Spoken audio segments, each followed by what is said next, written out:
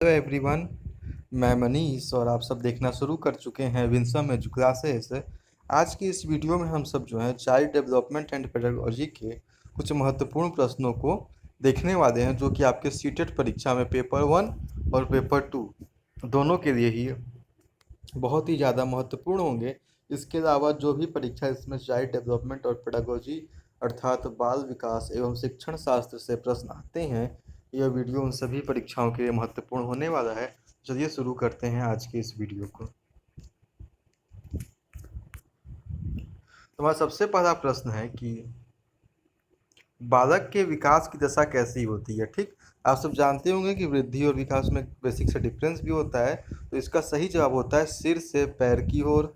ठीक, मतलब दो टाइप के इसमें विकास होता है। एक विकास होता है जिसे हम सब कहते हैं सिर से पैर की ओर, जो दूसरा विकास होता है उसे हम सब कहते हैं कहाँ, केंद्र से बाहर की ओर। अर्थात पहले बालक का जो केंद्रीय हिस्सा तैयार होता है, उसके बाद जो है उसके बाहरी हिस्सा तैयार होता है। इसे जो है हम सब सामान्य से विशिष्ट की ओर भी कह सकते हैं। अर्थात पहले जो है हाथ का प्रयोग करना बालक सीखेगा, उसके बाद अपनी कलाइयों का फिर उंगलियों से जो है पेन पेंसिल इत्यादि सामान को वो पकड़ सकता है। तो दो टाइप के जो हैं विकास होता है, एक होता है सिर से पैर की ओर और दूसरा होता है केंद्र से बाहर की ओर। इसे जो है हम सब कि विश्लेषणात्मक मनोविज्ञान के जनक कौन है। तो जो इस साइको एनालिटिक जो एजुकेशनल साइकोलॉजी है, इसका जनक जो है सिगमंड फ्रायड को माना जाता है। तो जब भी आपसे प्रश्न पूछे विश्लेषण से संबंधित कोई भी प्रश्न है, या मनोविश्लेषण हो या मनोलैंगिक विश्लेषण हो, ये दोनों सिद्धांत के जनक भी कौन है, सिगमंड फ्रायड हैं। तो जो विश्लेषण मनोविज्ञान के जनक भी कौन है, तो उन्हें सिगमंड फ्रायड ही हम सब मानते हैं। अगला है प्रश्न कि तूफान की अवस्था किसे कहा जाता है। ठीक, तूफान की अवस्था किसे कहा जाता है। तूफान की अवस्था जो है किशोरा अवस्था को जो है तूफान की अवस्था कहा जाता है। इसमें जो है बालक को आंधी या तूफान की भी अवस्था जो है किशोरा अवस्था को हम सब कहते हैं। अगला प्रश्न है किशोरावस्था को तूफान की अवस्था किसने कहा था। तो जो तूफान की अवस्था जो है किशोरावस्था को स्टेनले हॉल नामक मनोवैज्ञानिक ने कहा था। स्टेनले हॉल के अकॉर्डिंग ही जो किशोरावस्था है वो तूफान की अवस्था होती है। तो ये इंपॉर्टेंट प्रश्न बन सकता है, तो इसे टिक लगा दें कि स्टेनले हॉल के द्वारा ही किशोरावस्था को तूफान की अवस्था कही गई है। अगला प्रश्न है कि नैतिक विकास का सिद्धांत किसने दिया था। तो आप सभी कोई जानते हैं कोहलबर्ग नामक एक मनोवैज्ञानिक ने जो है नैतिक विकास के सिद्धांत को दिया था। इस सिद्धांत में कोहलबर्ग ने नैतिक विकास के सभी अवस्थाओं को विस्तार से बताया है। ठीक, तो नैतिक विकास का सिद्धांत कोहलबर्ग के द्वारा दिया गया है। अगला प्रश्न है कि मूल प्रवृत्ति का सिद्धांत किसने दिया था। तो मूल प्रवृत्ति का सिद्धांत आप तो जानते हैं मैकडूगल के द्वारा दिया गया था। मैकडोनल नहीं, यहाँ मैकडूगल होगा। और मैकडूगल ने 14 मूल प्रवृत्तियां बताई थी। मूल प्रवृत्तियां जो कि क्या होती हैं, संवेगात्मक विकास के अंतर्गत हम इन सब चीज़ों को पढ़ते हैं। तो बालक के संवेगात्मक विकास में मैकडूगल ने 14 मूल प्रवृत्तियां बताई थी। तो मूल प्रवृत्तियां का सिद्धांत देने का श्रेय जो है हमारे मैकडूगल को जाता है। ठीक, अगला प्रश्न है संवेग क्या है। आसान सी बात है, संवेग क्या है। तो जो मन की उत्तेजित दशा होती है, ठीक, जिस समय मन जो है एक्साइटेड होता है किसी चीज़ को लेकर, तो उसे हम सब क्या कहते हैं, संवेग कहते हैं। तो संवेग एग्जाम्पल जैसे क्रोध भी संवेग है और खुश होना भी संवेग है, दुख होना भी संवेग है। ठीक, तो जो भी मन की उत्तेजना होती है उसी को जिसमें व्यक्त करते हैं उसे ही हम सब क्या कहते हैं, संवेग कहते हैं, जैसे क्रोध, खुशी इत्यादि। अगला है कि व्यक्तित्व का स्व सिद्धांत किसने दिया था। जो व्यक्तित्व का स्व सिद्धांत था इसके प्रतिपादक जो है कार्ल रोजर को माना जाता है। तो व्यक्तित्व का स्व सिद्धांत जो है कार्ल रोजर के द्वारा दिया गया है। अगला प्रश्न है कि सीखने का सिद्धांत किसने दिया था। तो थ्योरी ऑफ लर्निंग आप सब जानते होंगे थॉर्नडाइक के द्वारा दिया गया था, जो कि हमारा नेक्स्ट टॉपिक भी होने वाला है। हमने लर्निंग सीरीज में लास्ट में क्या पढ़ लिया था, learning curve and प्लेटू of learning को देख लिया था। तो अगला टॉपिक भी हमारा क्या होने वाला है, थॉर्नडाइक ही होने वाला है। तो सीखने का सिद्धांत किसके द्वारा दिया गया था। तो सीखने का सिद्धांत जो है थॉर्नडाइक के द्वारा दिया गया था। अगला प्रश्न है खेल पद्धति के जनक कौन है। तो खेल पद्धति के जनक जो है किलपैट्रिक को माना जाता है। ठीक, खेल खेल पद्धति के जनक कौन है। तो खेल पद्धति के जनक जो है किलपैट्रिक है। उसके बाद है ह्यूरिस्टिक पद्धति के जनक कौन है? तो ह्यूरिस्टिक पद्धति जो होता है इसके जनक जो है आर्मस्ट्रॉन्ग को माना जाता है। आसान सा प्रश्न, ह्यूरिस्टिक पद्धति के जनक कौन है?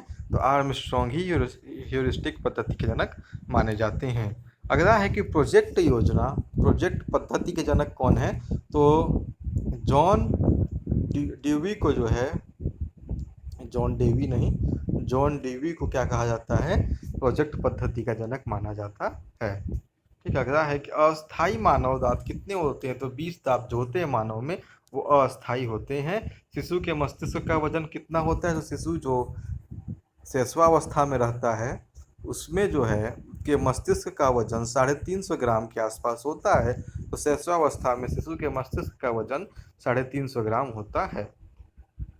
और नॉर्मल जो मनुष्य होता है, मनुष्य अर्थात किशोरावस्था के बाद जो व्यक्ति कहलाता है उसके मस्तिष्क का भार कितना होता है? तो 1400 ग्राम जो है उसके मस्तिष्क का वजन होता है। अगला प्रश्न है जीन पियाजे ने जिनेवा में किसकी स्थापना की थी? तो जीन पियाजे के द्वारा एक स्कूल की स्थापना की गई थी जिसका नाम था लेबोरेटरी स्कूल। तो जो लेबोरेटरी स्कूल थी उसमें उन्होंने मनोविज्ञान के क्या किए थे? ढेर सारे प्रयोग किए थे। अगला प्रश्न है जीन पियाजे के द्वारा रचित पुस्तक का नाम क्या है? तो जीन पियाजे के द्वारा रचित पुस्तक का नाम है the language and thought of the child. ठीक, इस पुस्तक का नाम क्या है? The language and thought of the child. ठीक है, यह पुस्तक जो है 1923 में लिखी गई थी और प्रकाशित हुई थी। तो इनका महत्वपूर्ण पुस्तक का नाम क्या है? The language and thought of the child.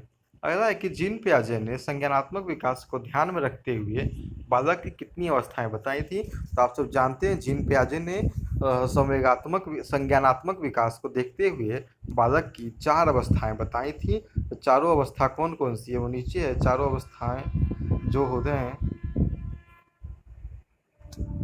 ठीक, तो सबसे पहली अवस्था का नाम है संवेदी गत्यात्मक अवस्था। ये जन्म से 2 वर्ष तक की जो अवस्था होती है उसे हम सब क्या कहते हैं? संवेदी गत्यात्मक अवस्था। उसके बाद दूसरी अवस्था जो होती है वो होती है पूर्ण संक्रियात्मक अवस्था। पूर्ण संक्रियात्मक अवस्था जो है 2 वर्ष से 7 वर्ष तक होती है। और अगली अवस्था को हम सब ठोस या मूर्त संक्रियात्मक अवस्था कहते हैं जो 7 से 11 वर्ष तक होती है। और अंतिम अवस्था जो उन्होंने बताया था संज्ञानात्मक विकास के आधार पर वो होता है औपचारिक संक्रियात्मक अवस्था जो 11 से लेकर 18 वर्ष तक होती है। तो यही जीन पियाजे के द्वारा संज्ञानात्मक विकास को आधार बनाकर बालक को ये संज्ञानात्मक विकास को 4 अवस्थाओं में बांटा गया था। संवेदी गत्यात्मक अवस्था जिसकी उम्र होती है 0 से 2 वर्ष। पूर्व संक्रियात्मक अवस्था जिसकी अवस्था होती है जो उम्र होता है बालक का 2 से 7 वर्ष। और 7 से 11 वर्ष तक की उम्र में बालक जो है मूर्त संक्रियात्मक अवस्था में पाया जाता है। उसके पश्चात जो औपचारिक संक्रियात्मक अवस्था होती है वह 11 से 18 वर्ष तक बालकों में पाई जाती है।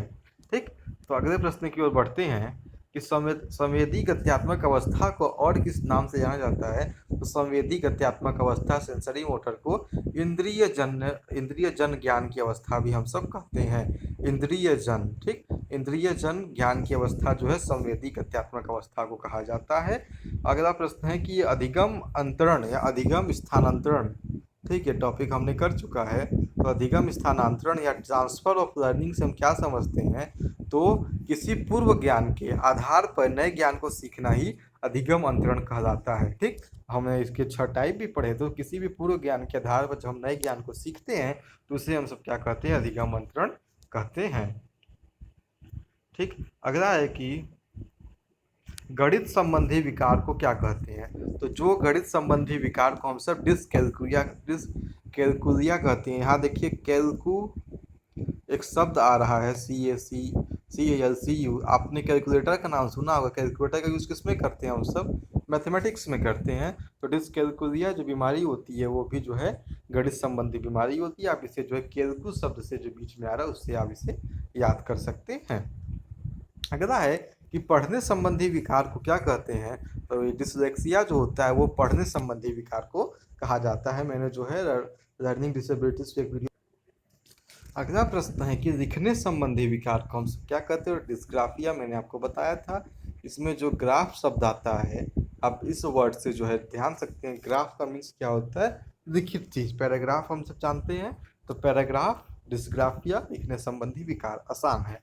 अगला प्रश्न है कि अपने छात्रों को दंडित करने के लिए आप, ठीक, दंडित करने के लिए आप, हम छात्र को दंडित करने से पहले क्या कर सकते हैं, तो उसके स्थान पर सर्वप्रथम उन्हें समझाएंगे, उसके उपरांत उनके बारे में निर्णय लेंगे। पेडागोजी का क्वेश्चन है, हम पहले भाई जाहिर सी बात है छात्र को समझा ही सकते हैं, उसके बाद निर्णय लेने का अधिकार, उसे दंड देने का अधिकार किसी प्रकार से मानसिक या शारीरिक रूप से आप छात्रों को जो है वॉयलेट नहीं कर सकते हैं। फिर भी अगर ऐसी स्थिति बनती है तो हमारा पहला काम क्या होगा, उन्हें समझाने का होता है। अगला प्रश्न है, जब आप कक्षा में शिक्षण करते हैं तो कक्षा में डैश डैश डैश के साथ साथ चलना चाहिए, तो अशाब्दिक विचार संप्रेषण, ठीक, अशाब्दिक विचार संप्रेषण का मतलब होता है अंडरस्टैंडिंग जो एक टीचर और स्टूडेंट में बनी रहती है। तो टीचर और स्टूडेंट के बीच बनी हुई अंडरस्टैंडिंग को ही हम सब क्या कहते हैं, अशाब्दिक विचार संप्रेषण, जो कि ये कक्षा में शिक्षण करते समय कक्षा में साथ साथ चलते रहना चाहिए। शिक्षण के समय विचार संप्रेषण पर छात्रों पर प्रभाव डाल सकता है, उनके साइकोलॉजी, उनके मनोवैज्ञानिक तरीके से जो है उनके विचार संप्रेषण पर हम प्रभाव डाल सकते हैं। अगला है, छात्रों में भाषा के उचित विकास हेतु प्रभावशाली क्या है, तो प्रोजेक्टर की जो है छात्रों में भाषा के उचित विकास के लिए अधिक प्रभावशाली होती है प्रोजेक्टर की। अगला है कि ज्ञानात्मक स्तर पर पढ़ाते समय अध्यापक को पढ़ाना चाहिए, तो ज्ञानात्मक आपने माइक्रो टीचिंग की होगी तो ज्ञानात्मक स्तर आप जानते ही होंगे, तो सरल और सुगमता पूर्वक अध्यापक को पढ़ाते रहना चाहिए बच्चों को ज्ञानात्मक स्तर पर। अगला प्रश्न है, प्रयोगात्मक परीक्षा आयोजित करने का मुख्य उद्देश्य क्या होता है। जो प्रयोगात्मक परीक्षाएं होती हैं उसको आयोजन करने का मुख्य उद्देश्य है अवलोकन और यथार्थता की कार्यकुशलता की जांच करना, हमें ऑब्जर्व करना और जो चीज़ यथार्थ है अर्थात रियल है उसी की जो कार्यकुशलता को, वर्क एफिशिएंसी को चेक करना ही प्रयोगात्मक परीक्षाएं आयोजित करने का जो है उद्देश्य होता है। तो हमने इस वीडियो में करीब जो है 30 क्वेश्चंस को देख लिए। अगर आपको ये वीडियो पसंद आया हो तो इस मेरे चैनल को अधिक से अधिक लाइक, शेयर और सब्सक्राइब करते रहें। ठीक, थैंक यू, मिलते हैं अगले वीडियो में।